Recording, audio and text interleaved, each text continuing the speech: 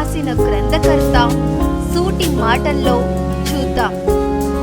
రాజ్య మేలునంటి రారాజులైనను భాగవతుని ముద్దు భార్యలైన కర్మ పదము దాటుగలుగా సమర్థుల సూర్యారావు మాట సూటి పాట. కర్మకు ఎంతటి వారైనా ఒకటేనని వెలుగు చాటిన కవి, కళాకారులు, పరిశోధనాకర్త, సామాజికవేత్త, విశ్వదురంధరుడు, ప్రజా వైద్యులు, పద్మశ్రీ డాక్టర్ కూటికుప్పల సూర్యారావు. సామాన్యుల మనస్సులను చూరగొని పండిత, పామర, కర్షక, కార్మిక, విద్యార్థి, మేధావి వర్గాల్లో ఒకరిగా మేలైన సమాజాన్ని మేల్కొల్పే ప్రయోజనకర్త డాక్టర్ కూటికుప్పల. మారుమూల గ్రామీణ ప్రాంతాలు, నగరాలు, పట్టణాల్లో, గల్లీ నుంచి ప్రపంచ నలుమూలల్లో తన వాణిని వినిపించిన చైతన్యమూర్తి పద్మశ్రీ డాక్టర్ కూటికుప్పల సూర్యారావుతో ఫీచర్స్ ఇండియా ముఖాముఖి. Welcome to features India. నమస్తే అండి. నమస్కారం అండి. సార్, ఇప్పుడు డాక్టర్గా చాలా మీరు ఫేమస్, ప్రసిద్ధి చెందారు. అయితే అసలు డాక్టర్గా మీరు ఈ వృత్తిలోకి అడుగుపెట్టడానికి ముందు మీ నేపథ్యం, కుటుంబ నేపథ్యంలో ఎవరైనా డాక్టర్స్ ఉండటం కానీ, మీకు ఏదైనా ఇన్స్పిరేషన్ ఉండటం వల్ల ఇలా రావటం కానీ జరిగిందా? మాది శ్రీకాకుళం జిల్లా కింతలి గ్రామం అండి. చాలా చిన్న గ్రామం మాది. మా గ్రామంలో నేను చదువుకునే రోజుల్లో డాక్టర్లే అసలు లేరు. కానీ నెలకొకసారి శ్రీకాకుళం నుంచి ఒక డాక్టర్ గారు ఒక జీప్లో వస్తూ ఉండేవారు. ఆయన రాగానే గ్రామంతా కూడా తరలిపోయి ఆయన చూపించుకోవడం కోసం క్యూ కట్టేవారు. ఆయన ఏదో 10 నిమిషాలు, అరగంట నుండి వెళ్ళిపోతుండేవాడు ఆయన. ఇంకోటి ఏంటంటే, ఆయన్ని చూసినప్పుడు నాకు ఏమనిపించిందంటే, డాక్టర్ గారు వారి గురించి, రాక గురించి జనం ఎంత తపన పడుతున్నారే. అదే కాకుండా అతను నడిచొస్తే వీధిలో ఒక సర్పంచ్ నుంచి ఆఖరి, అంటే మనము గ్రామాల్లో ఈ ఆఖరి ఉదాహరణకి తలయారు అంటారు అనుకుంటాను, అంతవరకు కూడా అందరూ లేచి నిల్చొని నమస్కారం పెడుతూ ఉండేవారు. నిజంగా అది చూస్తే నాకు ఏమనిపించేదంటే, డాక్టర్ అంటే ఇంత గౌరవం కాబట్టి ఈ విద్య అభ్యసిస్తే మంచిది అని అనుకున్నాను నేను. అనుకుని నేను మా స్కూలు హెడ్ మాస్టర్ గారిని అడిగాను, మాస్టర్ గారు అసలు మనకి చదువులో అన్నిట్లో పెద్ద చదువు ఏదని అడిగాను. ఆయన హెడ్ మాస్టర్ గారు చాలా నవ్వుతూ బీఎస్సీ బీఈడీ చాలా పెద్ద చదువు అని చెప్పారు ఆయన. అదేంటి మాస్టర్ గారు, డాక్టర్ వస్తే చాలా గొప్పగా గౌరవిస్తున్నారు. ఏముందిరా, డాక్టర్ అంటే ఎంబీబీఎస్ కదా, 4 అక్షరాలే. బీఎస్సీ బీఈడీ అంటే 6 అక్షరాలు, కాబట్టి బీఎస్సీ బీఈడీ పెద్ద అన్నారు ఆయన. నేను దాన్ని పెద్దగా నమ్మలేకపోయాను. ఏదో ఆయన చెప్పినప్పుడు కూడా, డాక్టర్ గారు అంటే ఆయనకు ఒక జీబ్ ఉంది, తర్వాత ఆయన వస్తే జనం మరి తహతహలు ఆడుతున్నారు కాబట్టి, అది ఒక రకంగా నాకు ఆ చిన్నప్పుడు సంఘటన నాలో ఒక భావోద్వేగాన్ని, ఇన్స్పిరేషన్ని కలిగించిందని చెప్పాలండి. సార్, డాక్టర్గా మీరు ఈ వృత్తిలోకి అడుగుపెట్టిన తర్వాత, అంటే అటువంటి ఆ పీరియడ్లో, అంటే 90స్లో కనుక తీసుకుంటే, లేకపోతే 80స్లో తీసుకున్నా కూడా, ఆ రోజు ఎవరు కూడా పరిశోధనలు ఈ వైపు చూసేవారు కాదు. ప్రాక్టీసు, ఆ తర్వాత పేషెంట్స్, ఈ రెండే ప్రధానమైనటువంటి విభాగాలు. అయితే ఆ టైంలో మీరు అసలు ఎవరికి తెలియటువంటి సబ్జెక్టు, అప్పుడే కొత్తగా వచ్చినటువంటి సబ్జెక్టు ఎయిడ్స్ గురించి మీరు పరిశోధన చేశారు. అలాగే కుక్క కరిస్తే ర్యాబీస్, దాని గురించి మీరు విస్తృత ప్రచారం చేశారు. మలేరియా, దీని మీద చాలా అవగాహన కల్పించారు. ఎస్పెషల్లీ ఎయిడ్స్ విషయానికి వస్తే, ఎయిడ్స్ అనేది అప్పుడు పూర్తిగా తెలియని విషయం. అసలు మీరు దాని మీద దృష్టి ఎలా కేంద్రీకరించడం జరిగింది? నాకు చిన్నప్పటి నుంచి కూడా పరిశోధనలు అంటే చాలా నాకు శ్రద్ధ అండి. నేను 9th చదువుతున్న రోజుల్లోనే ఫిజిక్స్ మాస్టర్ గారు గాలి కంటికి కనిపించదు అని చెబితే నేను ఒక బెలూన్లో గాలి బాగా నిండిన తర్వాత ఆ గాలిని పరావర్తనం చెందుతున్న కాంతి మీదకి ప్రసరింపజేశాను. చేస్తే ఆ బెలూన్ నుంచి గాలి వస్తున్నంతసేపు దాని జట్టు అంతా కూడా మనకు కనిపిస్తుండేది. అప్పుడు నేను మా మాస్టర్ గారిని, సైన్స్ మాస్టర్ గారిని తీసుకొచ్చి, మాస్టర్ గారు మీరు గాలికేమో రూపం లేదన్నారు చూడండి అని చెప్పాను నేను. పాపం ఆయనకు అర్థం కాలేదు. నిజమే, అక్కడ గాలి కనిపిస్తుంది అక్కడ. తర్వాత నాకు అర్థమైంది, మనం ఈ బెలూన్లో ఊదినటువంటి హ్యూమిడిటీ అంటే మన యొక్క తేమ వల్ల ఆ గాలి తేమలో కలిసి అది ఎప్పుడైతే మీకు పరావర్తనం చెందుతున్నటువంటి కాంతి మీద పడిందో అలా కనిపించింది తెలిసింది నాకు. కాబట్టి నాకు అలాగే నేను ఇంటర్మీడియట్ చదువుకున్న రోజుల్లో కూడా ఈ కాక్రోచెస్ మీద, వానపాముల మీద పరిశోధన చేస్తున్నప్పుడు నాకు చాలా ఇంట్రెస్ట్ ఉండేదన్నమాట.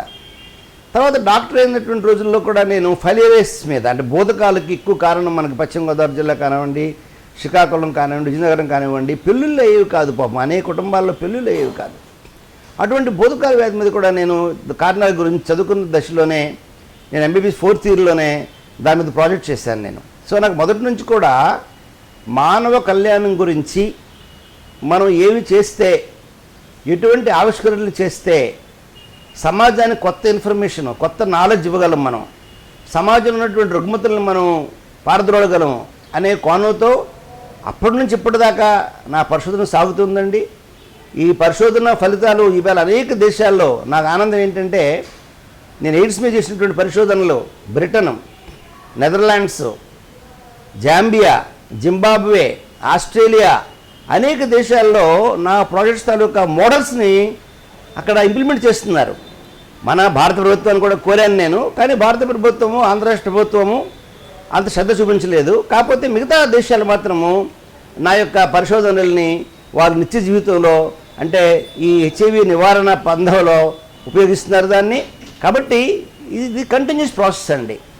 గర్భిణీ స్త్రీ ఒకవేళ పాజిటివ్ అయితే, మందులు వాడకుండా ఉంటే అప్పుడు గర్భశిశువుకు కూడా వ్యాధి వ్యాపించే అవకాశం ఉన్నది.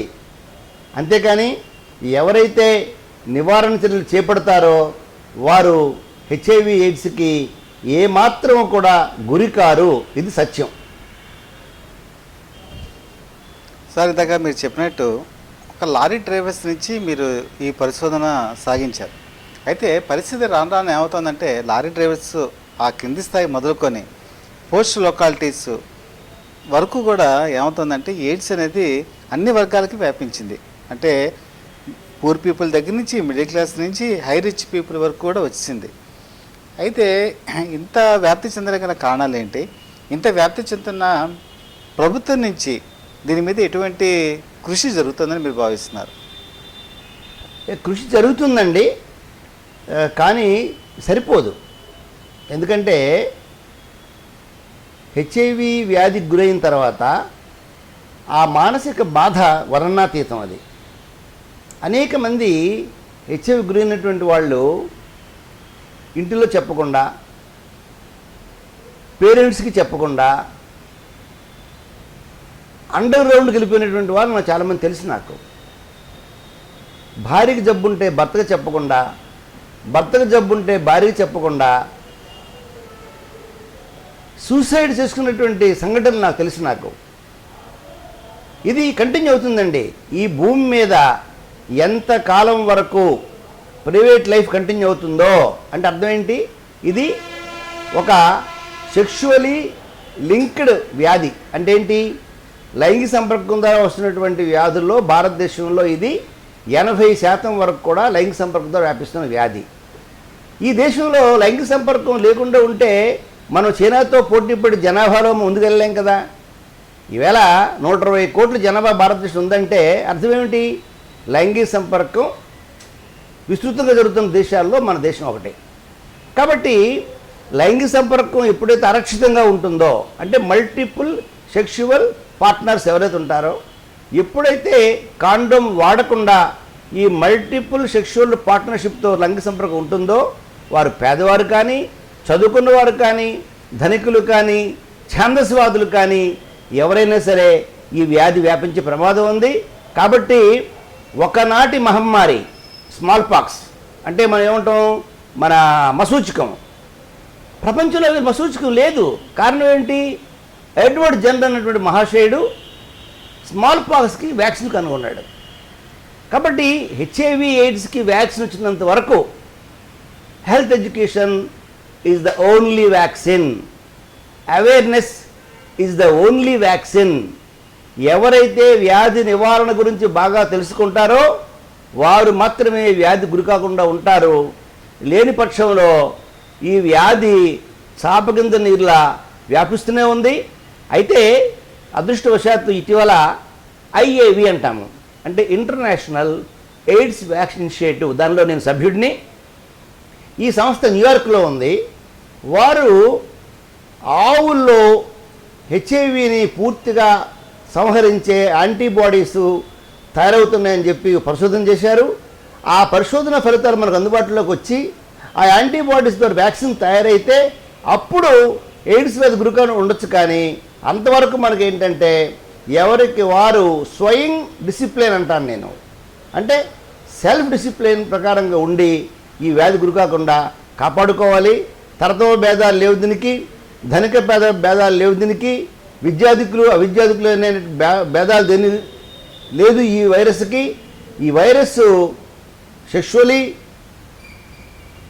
ఇంప్యూర్ సెక్స్ అంటాం మేము, అంటే హెచ్ఐవి పాజిటివ్ స్త్రీతో కానీ పురుషుడితో లైంగిక సంపర్కం పెట్టుకోవడం, హెచ్ఐవి పాజిటివ్ కానీ ఉన్నటువంటి స్త్రీ పురుషుడి యొక్క రక్తాన్ని ఆరోగ్యవంతులకు ఎవరికైనా డొనేట్ చేసినప్పుడు, అలాగే ఈ హెచ్ఐవి పాజిటివ్ వ్యక్తుల యొక్క శరీరం మీద వాడినటువంటి సూదులు, సిరంజులు, ఈ బార్బర్ షాపుల్లో ఉన్నటువంటి కత్తులు స్టెరిలైజ్ చేయకుండా ఆరోగ్యవంతులకు వాడినప్పుడు, మరి ఒక చాలా చోట్ల ఇప్పుడు కూడా గ్రామీణ ప్రాంతాల్లో సంచి వైద్యులు ఉంటారు.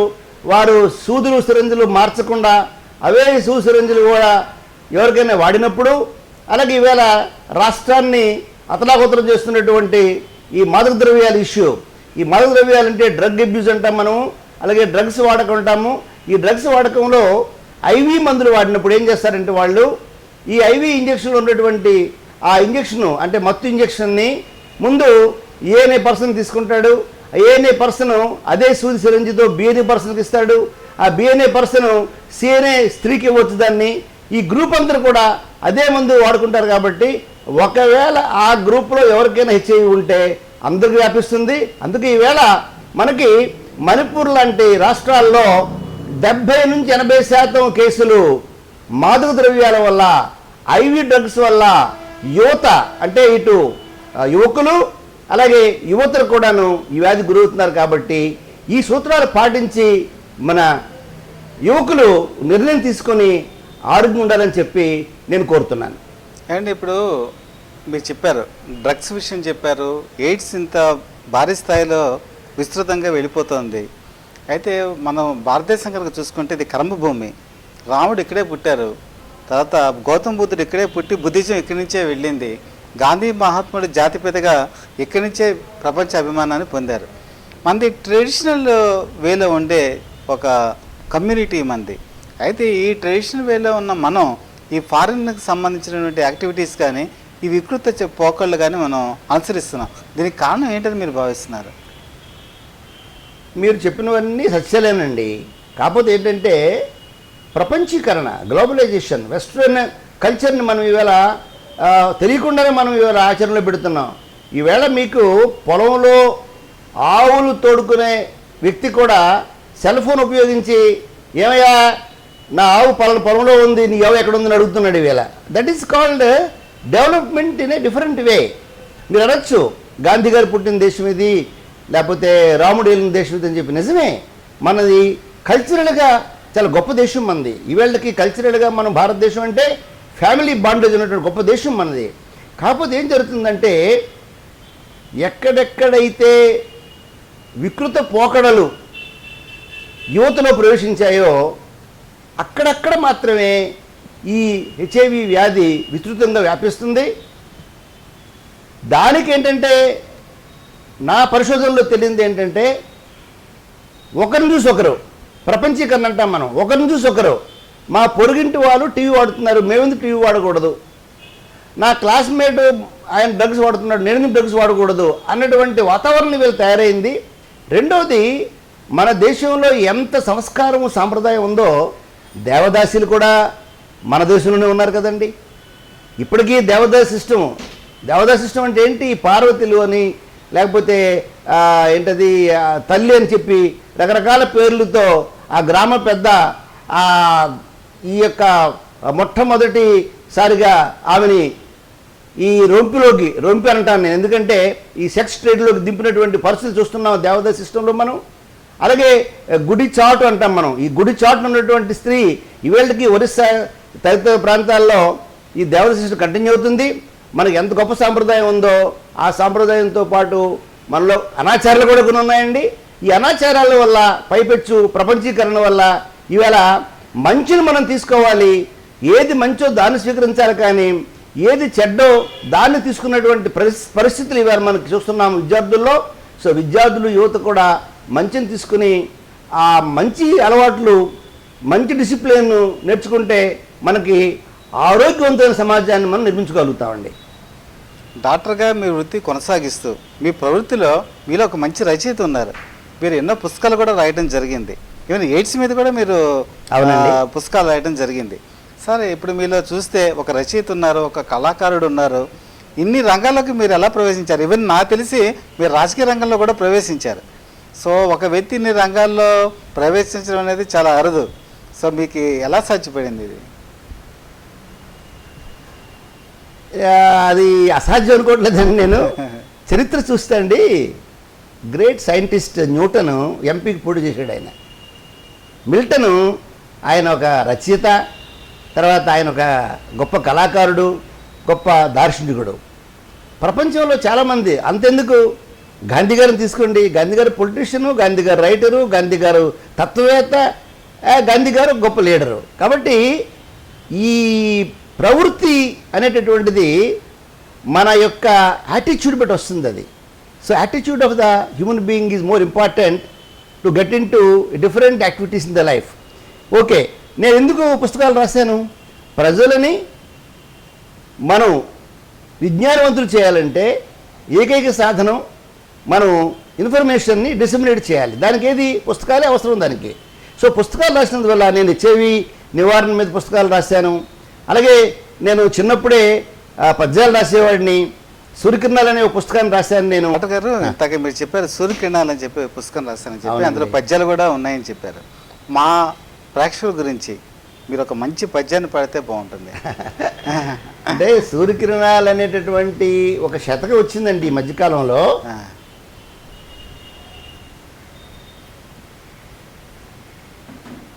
ఈ పుస్తకాన్ని నేను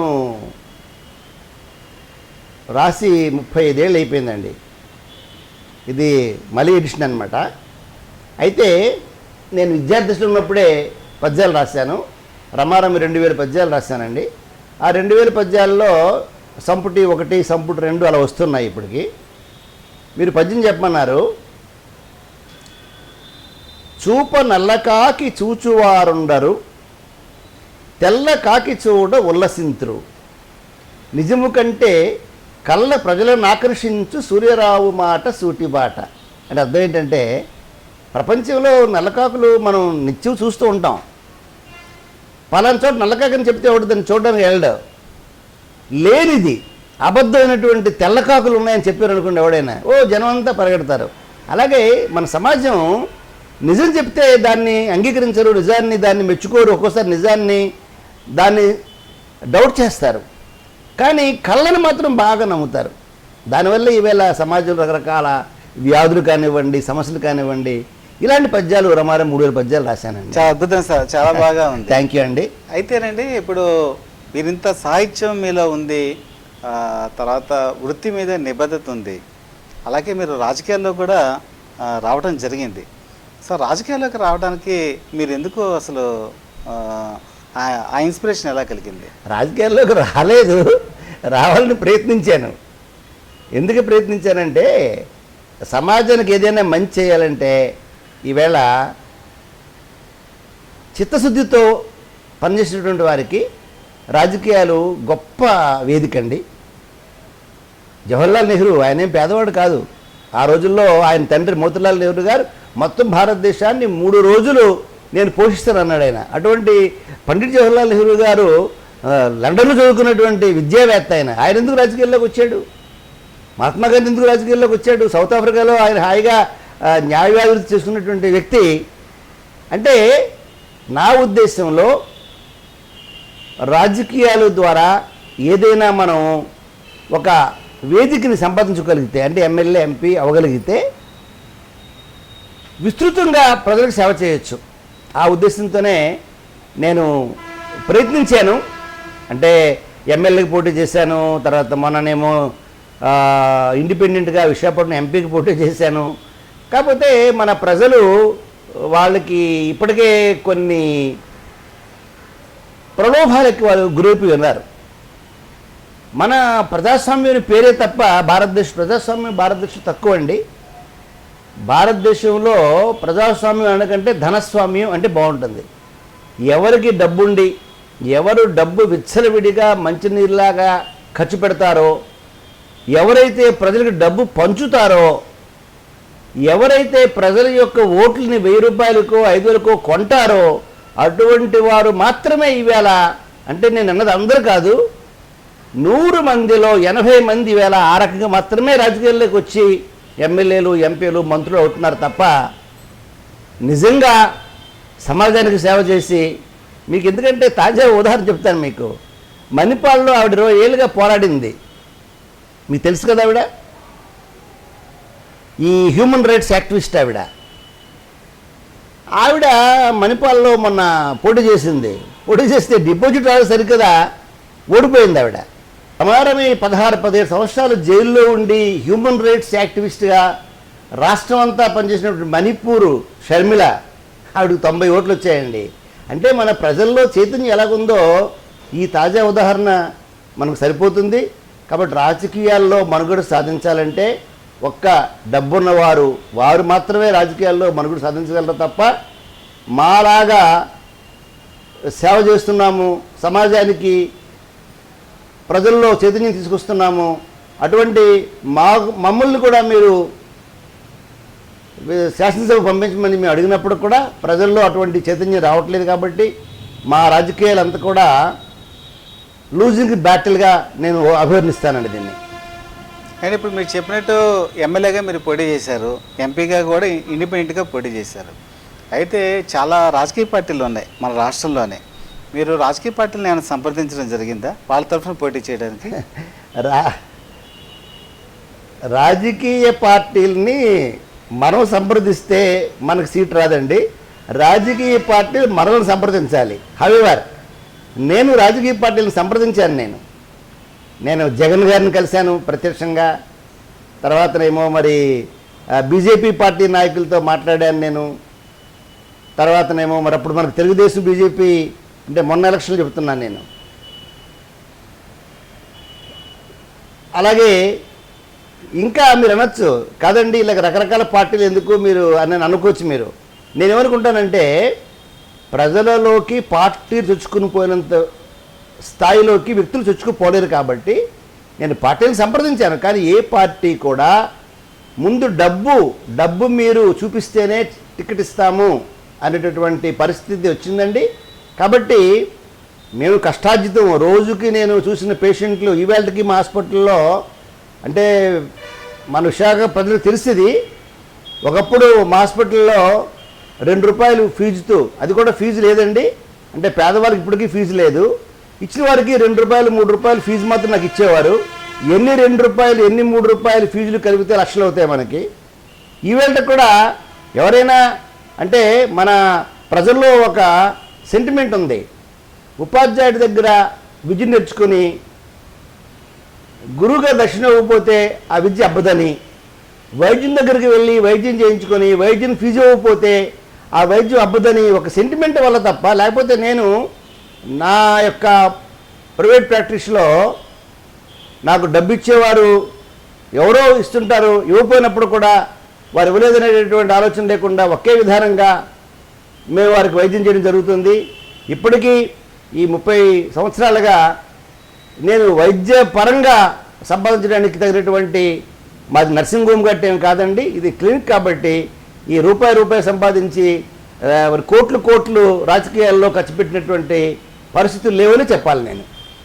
అండ్ ఇప్పుడు ఉత్తరాంధ్ర మీరు కూడా శ్రీకాకుళం ప్రాంతం నుంచి వచ్చారు. విశాఖపట్నం, విజయనగరం, శ్రీకాకుళం కాంగ్రెస్ పార్టీ వచ్చింది, తెలుగుదేశం పార్టీ వచ్చింది, ఇలా పార్టీలు మారుతున్నాయి. కానీ ఉత్తరాంధ్ర మాత్రం నాకు తెలిసి వెనుకబాటు తనానికి గురవుతుంది. అయితే ఒక కారణం ఏంటంటే నెల్లూరు నుంచి కానివ్వండి, ఒంగోలు నుంచి కానివ్వండి, కృష్ణా నుంచి కానివ్వండి, విజయవాడ నుంచి ఇలాగా వలసవాదులు ఇక్కడ చాలామందికి వచ్చేది. ఇక్కడ పార్టీ టికెట్ మీద పోటీ చేసి ఇక్కడ పదవులు అయితే వాళ్ళకి వస్తున్నాయి. ఇది ఒక కారణమని మీరు భావిస్తున్నారా, లేకపోతే ఇంకేమైనా కారణాలు ఉన్నాయంటారా? మన దేశంలో రాజకీయ వ్యవస్థ ప్రక్షాళన అయితే తప్ప, ప్రక్షాళన అంటే డబ్బులు పంచకుండా ప్రజలు స్వచ్ఛందంగా ఎవరు మనకి మన ప్రాంతీయ వాసులు, ఎవరు మన ఉత్తరాంధ్ర వాసి, లేదా ఎవరు ఈ మట్టిలో పుట్టినటువంటి బిడ్డ, ఎవరు ఈ సన్ ఆఫ్ ద సాయిలు అని నిర్ణయించుకొని ఎవరు విద్యాధికుడు, ఆయన బ్యాక్గ్రౌండ్ ఏంటి, ఆయన కాంట్రాక్టర్ చేస్తున్నాడా, లేకపోతే ఆయన లిక్కర్ బిజినెస్లో తను సిండికేట్ నడుపుతున్నాడా, లేదా అతను విద్యాసంస్థలు నడుపుతున్నాడా అని ఆ మాత్రం ఆలోచన చేసినటువంటి జ్ఞానం ప్రజల్లోకి వస్తే తప్ప, లేదా మోడీ గారు ఎలక్షన్ రిఫార్మ్స్ అంటున్నారు. అంటే మోడీ గారు యొక్క ఉద్దేశం ఏమిటంటే క్యాండిడేట్లకి పార్టీలే, ప్రభుత్వాలే ఖర్చు ఇచ్చి అటువంటి క్యాండిడేట్లను ఎంపిక చేసి ఎలక్షన్ దింపాలనేటువంటి ఒక ఆలోచన ఉంది. అటువంటి రిఫార్మ్స్ వస్తే తప్ప, లేకపోతే ఇంకా 50 ఏళ్ళు కానివ్వండి, 100 ఏళ్ళు కానివ్వండి, ఇదే ధనము మీదనే ఎలక్షన్లు నడిస్తే మాత్రం ఈ దేశంలో మీకు వలసవాదులు అనండి, లేదా మరొక మాట అనండి, మీరు ఏదనండి, డబ్బుండి ఎవరొచ్చి రాజకీయాల్లో మీరు పోటీ చేస్తే వారికే పట్టడం తప్ప పేదవాళ్ళకి, సామాన్యులకి, మధ్యతరగతి వారికి ఎక్కడో తప్ప మనకి నిజంగా రాజకీయాలకు వచ్చే అవకాశం లేదు. వారు శాసనసభల్లో కానీ పార్లమెంట్లో కానీ వారి గొంతు వినిపించే అవకాశం కూడా ముమ్మాటికి లేదని నేను ఘంటాపథంగా చెప్పగలుగుతున్నానండి. అండ్ ఇప్పుడు మళ్ళీ ఈ డాక్టర్స్ ఈ విషయానికి వస్తే, డాక్టర్ వృత్తిలోకి కనుక వస్తే, ఇప్పుడు మీరు ఈ రంగంలోకి ప్రవేశించినప్పుడు ఉన్న పరిస్థితులు వేరు. ఈరోజు కార్పొరేట్ స్థాయి వైద్యం అనేది వచ్చేసింది. ఇప్పుడు ఈ కార్పొరేట్ స్థాయి వైద్యం వచ్చిన తర్వాత చాలా పరిణామాలు సంభవించాయి. సో మీరు ఎంటర్ అయిన పరిస్థితులకి ఇప్పటికీ మార్పు ఉందంటారా, లేకపోతే ఇందులో కూడా ఏమైనా మీరు అన్నట్టు ఈ కార్పొరేట్ అన్నది ఎంటర్ అవ్వడం జరిగిందంటారా? నేను వైద్యునిగా చేరే రోజుల్లో వైద్యో నారాయణ హరి అనేవారు. ఈవేళ పరిస్థితి ఏంటంటే, అంటే ఆ రోజు వైద్యుడంటే ఒక దేవుడిగా అనేవారు. ఈవేళ దేవుడికి వ్యతిరేకం మీకు తెలుసు కదా, వైద్యుడంటే దెయ్యం అంటున్నారు ఈవేళ. కారణం ఏంటంటే మీరు చెప్పినటువంటి, అంటే అందరిని అనట్లేదండి నేను. ఇప్పుడు సమాజంలో మంచి చెడు ఉంటుంది, వృత్తిలో మంచివారు చెడ్డవారు ఉంటారు. కాకపోతే ఏంటంటే ఎప్పుడైతే వైద్యం వ్యాపారంగా మారిపోయిందో, ఇప్పుడు మేము చదువుకున్న రోజుల్లో ఆంధ్ర రాష్ట్రంలో 4-5 ఉండేది గవర్నమెంట్ వైద్య కళాశాలలు. ఆంధ్ర వైద్య కళాశాల, ఉస్మానియా, అలాగే తిరుపతి, వరంగల్ ఉండేది. ఈవేళ మీకు ఆంధ్ర రాష్ట్రంలోనే మీకు 10 సంఖ్యలో, 20 సంఖ్యలో, 30 సంఖ్యలో మీకు ప్రైవేట్ కళాశాలలు వచ్చాయి. వాడు ₹1,00,00,000 పెట్టి సీటు కొనుక్కున్నటువంటి వ్యక్తి, మీరు అన్నారు కదా కోట్లు ఖర్చు పెట్టి రాజకీయాల్లోకి వచ్చాము, మళ్ళీ డబ్బు తెచ్చుకోవడం కోసం, ఆ డబ్బు వెనక్కి తీసుకోవడం కోసం మేము మళ్ళీ ప్రయత్నిస్తూ ఉంటారే, అలాగే మీరు కోట్లు పెట్టి సీటు కొన్నటువంటి డాక్టరు తనకి మళ్ళీ డబ్బు వెనక రావాలనే అత్యుత్సాహం ఉంటుంది. తర్వాత కార్పొరేట్ వైద్యం అనండి, ఈ ఆరోగ్యశ్రీ అనండి, ఈ రెండు కూడా ఓ రకంగా చెప్పాలంటే మనకి కొంతమందిని మాత్రమే పోషిస్తున్నాయి. ఆరోగ్యశ్రీ కూడా ఒక 50 కార్పొరేట్ హాస్పిటల్స్ని అవి పెంచి పోషిస్తున్నాయి. నేను దానికి వ్యతిరేకం. ఎందుకు వ్యతిరేకం అంటే ఈవేళ మీకు అరకు, పాడేరు, చింతపల్లి, అనకాపల్లి, సబ్బవరం, లేకపోతే విశాఖపట్నం, కంచరపాలెం అనేక ప్రాంతాల్లో క్వాలిఫైడ్ ఫిజిషియన్స్ ఉన్నారు. అటువంటి ప్రతి క్వాలిఫైడ్ ఫిజిషియన్ దగ్గరికి కూడా మీరు ఆరోగ్యశ్రీ మీరు ఇవ్వగలిగితే, ఆ క్వాలిఫైడ్ ఫిజిషియన్స్ దగ్గరికి వారి యొక్క సేవలకి ప్రజల్ని మనకి ఇంత దారుణమైన పరిస్థితి ఉండదు. ఇవాళ మీరు ఏ కార్పొరేట్ హాస్పిటల్కి వెళ్ళినా ఆ కార్పొరేట్ హాస్పిటల్లో మీకు జలుబుకి జ్వరానికి కూడా అక్కడ ఎందుకు వెళ్ళాలండి? కారణం ఏంటి? ఆరోగ్యశ్రీ పేరుతోని వాళ్ళు వైద్యం చేయడానికి ఫ్రీగా వైద్యం వస్తుంది కాబట్టి ప్రతి వ్యక్తి కూడా అక్కడికి వెళ్తున్నాడు. మీకు అరకు పాడేరులోనే ఫ్రీగా వైద్యం చేస్తే మీరు అనొచ్చు ప్రభుత్వ ఆసుపత్రులు లేవా? ఉన్నాయి. కానీ ప్రభుత్వ ఆసుపత్రుల తాలూకా క్వాలిటీ పెంచే ప్రయత్నం ప్రభుత్వాలు చేయటం లేదు. ఆరోగ్యశ్రీ మీద పెట్టినటువంటి కోట్ల డబ్బు తీసుకెళ్ళి ఏ ప్రైమరీ ఆరోగ్య కేంద్రాన్నో ఏ కమ్యూనిటీ హెల్త్ సెంటర్నో దాన్ని మోడిఫై చేసి మనం కార్పొరేట్ స్థాయికి ధీటుగా మనం పీసీసీలని తయారు చేయొచ్చు. కానీ చిత్తశుద్ధి లేదు ప్రభుత్వానికి. ప్రభుత్వం ఏమో అనవసరంగా డబ్బు ఆరోగ్యశ్రీ కింద ఎన్టీఆర్ సేవ కింద ఖర్చు పెడుతుంది. ఆ డబ్బు వల్ల లబ్ధి పొందేవారు 10%, నష్టపోయేవారు 90% అని చెప్పి నేను చెప్పగలను. ఇప్పటికైనా ప్రభుత్వం కళ్ళు తెరిచి ఈ ఆరోగ్యశ్రీ ఎన్టీఆర్ సేవల్ని మీరు ఇవ్వగలిగితే ప్రతి క్వాలిఫైడ్ క్లినిక్ కూడా రన్ చేస్తున్న వాళ్ళకి అందజేయండి. అప్పుడు ఈ జలుబు దగ్గు జ్వరాలకి కూడా ఆ కార్పొరేట్ హాస్పిటల్కి వెళ్ళి అక్కడ ఉబ్బిడి తబ్బిడిగా అక్కడ చోటు లేకుండా బెడ్స్ లేకుండా వారి కింద పడుకున్నటువంటి పరిస్థితి రాకుండా ఈ ప్రమాదమైనటువంటి ఆపరేషన్లకి గుండె ఆపరేషన్ కిడ్నీ ఆపరేషన్ దానికి మీరు ఇవ్వడం అర్థం ఉంది.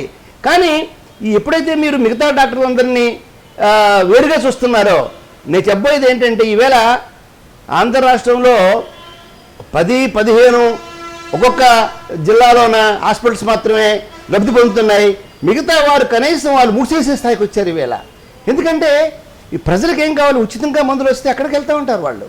కాబట్టి ప్రభుత్వ పాలసీ ఇది రాంగ్ పాలసీ. ఇది పాలసీ మార్చుకోవాలి వాళ్ళు ఎప్పుడైతే మీరు ప్రతి క్వాలిఫైడ్ వైద్యుడు క్లినిక్ని కూడా మీరు ఆరోగ్యశ్రీ కింద తీసుకొచ్చి ఏ జబ్బులు అక్కడికి వైద్యం చేయగల స్తోమత ఉందో వాళ్ళందరికీ మీరు పర్మిషన్ ఇస్తే అప్పుడు మీకు ప్రతి చోట కూడా ప్రజలు ఆనందంగా ఉంటారు. అలాగే వైద్య వృత్తి కూడా ధర్మంగా సాగుద్ది. లేని పక్షంలో ఈ కార్పొరేట్ స్థాయిలో మనం ఎవరిని తప్పడానికి ఈవేళ పరిస్థితి లేదు. కారణం ఏంటంటే వాళ్ళు కోట్లు ఖర్చు పెట్టి ఇన్ఫ్రాస్ట్రక్చర్ తెస్తున్నారు, కోట్లు ఖర్చు పెట్టి వాళ్ళు ఏమో ఎక్విప్మెంట్ కొంటున్నారు, దానికి డబ్బు రావాలి కాబట్టి ఆ స్థాయిలోనే వాళ్ళు డబ్బులు అంటే ఫీజులు కలెక్ట్ చేస్తున్నారు. దీనిపైన ఒక నిఘా వ్యవస్థ మాత్రం ఉండాలండి. అండ్ ఇప్పుడు ఫ్యామిలీ డాక్టర్ కాన్సెప్ట్ అనేది ఉండేది. అంటే మీరు 3 దశాబ్దాలు క్రింద వరకు కూడా ఏంటంటే ఏదైనా ఏ సమస్య వచ్చినా ఫ్యామిలీ డాక్టర్ దగ్గరికి వెళ్తే ఆయన సంప్రదించడం, ఆయన తర్వాత దాన్ని బట్టి ఆయన ఏదైనా రిఫర్ చేయడం ఉండేది. ఈరోజు తరచూ డాక్టర్ని మార్చేయటం, తర్వాత ఒక ఫ్యామిలీ డాక్టర్ అనేది లేకపోవటం, దీనివల్ల కూడా ఏమైనా దుష్ఫలితాలు ఏమైనా ఉంటాయంట? చాలా మంచి ప్రశ్న అడిగారండి మీరు. ఏ దేశాల్లో ఫ్యామిలీ డాక్టర్ కాన్సెప్ట్ ఉందో ఆ దేశాల్లో ఆరోగ్యం 3 పువ్వులు 6 కాయలు విరజిల్లుతుంది. ఉదాహరణకి నేను లండన్లో పనిచేసేటప్పుడు అక్కడ మాకు ఒక ప్రావిన్స్కి ఒక ఫ్యామిలీ మెడికల్ ప్రాక్టీషనర్ని ప్రభుత్వం నియమించేది. ఎవరికి ఏ జబ్బు వచ్చినా అది ప్రధానమంత్రికి జబ్బు రానివ్వండి లేకపోతే పాలికాప్ జబ్బు రానివ్వండి, irrespective of your financial status ఆ ప్రావిన్స్లో ఉన్నటువంటి ఫ్యామిలీ మెడికల్ ప్రాక్టీషనర్ దగ్గర వెళ్ళాలి. ఆయన చూసిన తర్వాత ఇది న్యూరలాజికల్ సంబంధించిన జబ్బా, లేదు ఇది కిడ్నీ అంటే నెఫ్రాలజీ జబ్బా, లేకపోతే ఇది స్పెషలిస్ట్ చూడాల్సిన జబ్బా అని నిర్ధారించిన తర్వాత ఆ రకంగా వెళ్ళినందువల్ల మీకు అక్కడ చాలా మంచి జరుగుతుంది. అక్కడ ప్రజలు ఆనందంగా ఉన్నారు. అమెరికా తీసుకోండి, అమెరికాలో కూడా ఫ్యామిలీ మెడిసిన్. కొలంబో తీసుకోండి, కొలంబోలో కూడా ఫ్యామిలీ మెడిసిన్ అక్కడ చాలా, ఎందుకంటే the first gate for everybody ఆ ఫ్యామిలీ మెడిసిన్ క్లినిక్ అండి. కానీ మన దేశంలో దురదృష్టం ఏంటంటే ఉదాహరణకి ఆ మధ్య ఒకసారి చూశాను నేను, పాపం రిక్షా పుల్లర్ ఆయన రోజంతా కష్టపడితే ఆయనకు ఒక 500 రూపాయలు వస్తుంది. ఆయనకు తలనొప్పి అని చెప్పి ఆయన నేరుగా ఒక కార్పొరేట్ హాస్పిటల్కి వెళ్ళాడు. ఆ హాస్పిటల్లో ఉన్నటువంటి స్పెషలిస్ట్ గారు ఈయన నా దగ్గరకు వచ్చాడు కాబట్టి డెఫినెట్గా ఎంఆర్ఐ స్కాన్ రాయాలి నేను అని ఎంఆర్ఐ స్కాన్ ఆయనకి రాయడం, అది ఒక 6,000 రూపాయలు లేదా 5,000 రూపాయలు. తీరా చూస్తే అది మామూలు తలనొప్పి, అది సింపుల్ పారాసిటమాల్ టాబ్లెట్ వాడి తగ్గిపోయే తలనొప్పి అది. కాబట్టి ఈ ఫ్యామిలీ వైద్యుని కాన్సెప్ట్ని చంద్రబాబు నాయుడు గారు ఒకసారి పునరాలోచించి ఆంధ్ర రాష్ట్రంలో పెట్టగలిగితే డెఫినెట్గా కామన్ మ్యాన్కి కూడా మేలు జరుగుతుందండి. గారు ఇప్పుడు జనరిక్ మెడిసిన్స్ ఇవి ఆల్మోస్ట్ అలా ఒక 7 years 8 years పెట్టి కూడా మార్కెట్లోకి వచ్చాయి. అసలు జనరిక్ మెడిసిన్ మీద ఇప్పటికీ కూడా ప్రజల్లో అవగాహన లేదు. అసలు జనరిక్ మెడిసిన్స్ వాడచ్చా? దీనివల్ల ప్రజలకు ఏమైనా ఉపయోగం ఉందా? తప్పకుండా జనరిక్ మెడిసిన్స్ వాడచ్చండి. జనరిక్ మెడిసిన్స్ ఎందుకు ప్రభుత్వం తీసుకొచ్చిందంటే కామన్ మ్యాన్కి అందుబాటులో రావడానికి కోసం తీసుకొచ్చారు దాన్ని. కారణం ఏంటంటే ఉదాహరణకి ఒక పారాసిటమాల్ ట్యాబ్లెట్ మీరు ఒక కార్పొరేట్ కంపెనీ తయారు చేస్తే అది ₹1 ఖరీదైంది అనుకోండి, అదే మీకు జనరిక్ కంపెనీ అయితే 10 పైసలు అవుతుంది. ఎంత మీకు తేడా వచ్చింది? కాకపోతే ప్రజల్లోకి ఎందుకు జనరిక్ మెడిసిన్స్ వెళ్ళటం లేదంటే దానికి మళ్ళీ కార్పొరేట్ సంస్థలే కారణం. దానికి వాళ్ళు ఏదో కారణం చెప్పి ప్రజల్లో కొన్ని అపోహలు సృష్టించారు. జనరిక్ మెడిసిన్ అంటే బాగా పనిచేయవని. అంతెందుకండి, ఈవేళకు కూడా కొందరు పేషెంట్లు కొన్ని హాస్పిటల్స్కి వెళ్ళి, నేను పేరు చెప్పను, మా కంపెనీ హాస్పిటల్కి వెళ్తే అక్కడ మందులు బాగోవండి, నాసిరకం మందులు మాకు ఇస్తారండి, లేకపోతే మా ఉద్యోగం చేస్తున్నాం తప్ప మేము మా కంపెనీ హాస్పిటల్ మందులు మాకు ఉపయోగపడవండి. ఇటువంటి కొన్ని ఒక పద్ధతి ప్రకారంగా సమాజంలో కార్పొరేట్ వ్యవస్థ నుండి లేకపోతే మల్టీనేషనల్ కంపెనీలు అనండి, వారి వస్తువు బాగా అమ్ముడుపోవడానికి మిగతా వస్తువుల్ని చిన్నది చేసి చూసినటువంటి పరిస్థితి ఈ దేశంలో ఉంది. కాబట్టి ఈ ఒక ఉద్యోగాలను తీసుకొని కష్టపడితే తప్ప ఇంకా రేపు రానున్న రోజుల్లో అసలు మెడికల్ పాలసీ మార్చేస్తున్నారు. ఆ పాలసీ మారిపోతే మళ్ళీ ఇంక జనరిక్ మందులు దొరకవు మనకి. మళ్ళీ మనకి ఏంటంటే ఈ కార్పొరేట్ సంస్థలు లేకపోతే ఎంఎన్సీ అంటాం, మల్టీనేషనల్ కంపెనీ మందులకే మన గతి అవుతుంది. బట్ హవెవర్ ప్రభుత్వం చెస్సుతో పనిచేసి జనరిక్ మందుల్ని ప్రోత్సహిస్తే మంచిదండి. అంటే ఇప్పుడు ఎన్నో దశాబ్దాలు బట్టి, అంటే ఒక 3 దశాబ్దాలు బట్టి చూస్తే వైద్య వృత్తికి నిబద్ధతతో ఉన్నారు, మంచి పుస్తకాలు రాశారు, మీలో మంచి ఆర్ట్ ఉంది. 2008లో మీకు పద్మశ్రీ పురస్కారం కూడా లభించింది. సో దాన్ని మీరు ఏ విధంగా రిసీవ్ చేసుకున్నారు? అంటే మీరు చేసినటువంటి విశేష కృషికి గుర్తింపు ఆ రోజు వచ్చిందని మీరు భావిస్తున్నారా? పద్మశ్రీ వల్ల వచ్చినటువంటి గుర్తింపు నేను పెద్దగా ఆనందపడలేదు కానండి. కారణం ఏంటంటే ప్రభుత్వాలు వారికి ఉన్నటువంటి ప్రామాణికాల ప్రకారంగా నాకంటే గొప్పగా సేవ చేసిన వారికి కూడా పద్మశ్రీ ఉన్నటువంటి సందర్భాలు ఉండొచ్చు, నాకంటే తక్కువ సేవ చేసిన వారికి కూడా పద్మశ్రీ వచ్చినటువంటి సందర్భాలు ఉండొచ్చు. కాకపోతే నాకు అంటే ఉత్తరాంధ్రలో ఒక వెనుకబడినటువంటి జిల్లా శ్రీకాకుళం నుంచి ఒక మామూలు మధ్యతరగతి కుటుంబంలో అంటే సన్నకారు రైతు బిడ్డకు పుట్టినటువంటి నాకు మనం పద్మశ్రీ అనగానే ఎన్టీ రామారావు గుర్తొస్తాడు మనకి. పద్మశ్రీ ఎన్టీ రామారావు అంటామా, లేకపోతే మనకు ఒక సినిమా యాక్టర్లో కాకుండా కళాకారులు మనకు గుర్తొస్తారు. కానీ వైద్యుల్లో పద్మశ్రీ వచ్చినటువంటి వాళ్ళు కొంచెం బాగా తక్కువే. మన రాష్ట్రంలో మహా ఉంటే బతుకున్న వారు ఓ 10 మంది ఉండడం గొప్ప. అంటే ఉభయ రాష్ట్రాలు చెప్తున్నాను నేను. కాబట్టి నా పద్మశ్రీ వచ్చినప్పుడు నిజంగానే నేను ఒక గర్వంగా భావించాను.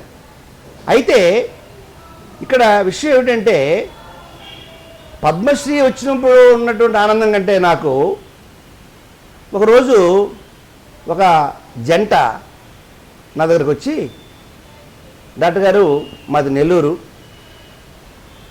లవ్ మ్యారేజ్ చేసుకున్నాం మేము, అయితే ఇటీవల మా హస్బెండ్కి ఆరోగ్యం బాగోలేక పరీక్ష ఇస్తే అతనికి హెచ్ఐవి పాజిటివ్ అని తెలిసింది. తెలియగానే ఇద్దరం కూడా చెన్నై వెళ్ళిపోయి హోటల్ రూమ్ తీసుకొని హోటల్లో ఇద్దరం కూడా పాయిజన్ తాగి చనిపోవాలనుకుంటున్నాము. పాయిజన్ తెచ్చుకున్నామండి తాగడానికి. ఇంతలో జెమినీ టీవీలో మీ ఇంటర్వ్యూ వచ్చిందండి. మీ ఇంటర్వ్యూలో మీరు ఒక మాట చెప్పారు, హెచ్ఐవి ఎయిడ్స్ వ్యాధి మిగతా వ్యాధి లాంటి వ్యాధే. ఒక షుగర్ వ్యాధి వస్తే ఎలాగైతే ప్రతిరోజు మందులు వేసుకుని బతుకుతున్నారో, ఒక ఆస్తమా వ్యాధి వస్తే ఎలాగైతే మందులు వేసి బతుకుతున్నారో, అలాగే హెచ్ఐవి వచ్చినటువంటి వాళ్ళు ₹30 ఖర్చు పెడితే రోజుకి అందరిలాగే 75 ఏళ్ళు జీవిస్తారు. ఈ జబ్బు మామూలు జబ్బే అని మీరు చెప్పారండి. ఆ మాటలు మాకు అమృతంలో పనిచేసి మేము ఆత్మహత్య మానేసామండి అని చెప్పి నన్ను కలిశారు వాళ్ళు. ఆ ఆనందం నాకు ఇప్పటికి కూడా అటువంటి సంఘటనలే నాకు రోజు ఎదురవుతుంటాయండి. ఆ ఆనందం నాకు పద్మశ్రీ వచ్చిన దగ్గర ఉన్న ఆనందం కంటే నాకు హెచ్చు కాదు. కాకపోతే ఒక వైద్యుడిగా నేను చేసినటువంటి నాకు వచ్చిన ఏరియా కూడా చికిత్స ఏవం శోధ్ అంటే ట్రీట్మెంట్ అండ్ రీసెర్చ్ అనే విభాగంలో నాకు ఈ పద్మశ్రీ వచ్చింది. కాబట్టి ఆ ఆనందం నేను ఆ రోజు అన్నాను, ఈ పద్మశ్రీ నాది కాదు, ఇది నన్ను ఆదరించినటువంటి ప్రేమగా చూసినటువంటి ఉత్తరాంధ్ర ప్రజలదని చెప్పాను. ఇప్పటికీ నేను అదే మాట చెప్తాను. నేను ఉత్తరాంధ్ర ప్రజల మధ్య వారితో మమేకమే చేసినటువంటి సేవలు గుర్తింపే తప్పది నేను చేసిన అందులో ఏమీ లేదండి. యాక్చువల్గా మీరు చెప్పినటువంటి ఆ సంఘటన మా హృదయాన్ని కూడా కదిలించిందండి. అయితే విదేశాల్లో ఇప్పుడు మీరు చేసినటువంటి రీసెర్చ్ కానీ మీరు చేసినటువంటి ఒక సైంటిఫిక్ ఇది కానీ ఎక్కడున్నా కూడా అక్కడున్న గవర్నమెంట్ వాళ్ళకి మంచి ఒక పదోన్నతి కానీ లేకపోతే వాళ్ళ ఫెసిలిటీస్ చాలా డిఫరెంట్గా ఉంటాయి ఫ్యాక్ట్ చెప్పాలంటే. కానీ మన ఇండియాలో మీరు చేసినటువంటి సేవలకి ఆ గవర్నమెంట్ పరంగా మీకు ఆ గుర్తింపు లేకపోతే ఆ రికగ్నేషను లేకపోతే ఆ ఒక ఉన్నతమైనటువంటి స్థానం మీకు లభించిందని మీరు భావిస్తున్నారు? నేను భావించట్లేదండి. ఎందుకంటే మన దేశంలో కానీ మన ప్రజల్లో కానీ ఆ చైతన్యం రాలేదు. మనకు ఎంతసేపు కూడా ఎవడు బాగా డబ్బు సంపాదిస్తే వాడు గొప్పవాడు ఈ దేశంలో. ఎవరు రాజకీయంగా ఒక కార్పొరేటరో ఒక ఎమ్మెల్యేయో ఒక ఎంపీ అయితే వాళ్ళు గొప్పవారు ఈ దేశంలో. అంతేకాని విద్యార్థికులు పరిశోధకులు లేకపోతే సమాజానికి సేవ చేస్తున్న వారు వారిని చూసి ఆ వృత్తిని చేపట్టాలనేటువంటి స్ఫూర్తిని తీసుకున్నటువంటి ప్రజలు దురదృష్టవశాత్తు ఇటీవల కాలంలో తగ్గిపోయారండి. అంటే మీకు భవిష్యత్తులో మరిన్ని ప్రాజెక్టులు ఈ విషయాల్లో చేసి మీరు ముందుకు సాగి ప్రజలకు మరింత సేవ చేయాలి, ఆ సేవ చేసే శక్తి ఆ భగవంతుడు మీకు ఇవ్వాలని చెప్పి మనస్ఫూర్తిగా కోరుకుంటూ ఈ అవకాశం ఇచ్చిన మీకు మా ధన్యవాదాలు. నమస్తే అండి. థ్యాంక్ యూ వెరీ మచ్ అండి. ఫీచర్స్ ఇండియా యాజమాన్యానికి కృష్ణప్రసాద్ గారు మీకు నా హృదయపూర్వకమైనటువంటి ధన్యవాదాలు చెప్పుకుంటున్నాను. ప్రజలకి మనం ఏవైనా స్ఫూర్తినివ్వగలిగితే అంతకంటే గొప్ప ఆనందం ఇంకోటి లేదని నా భావన అండి.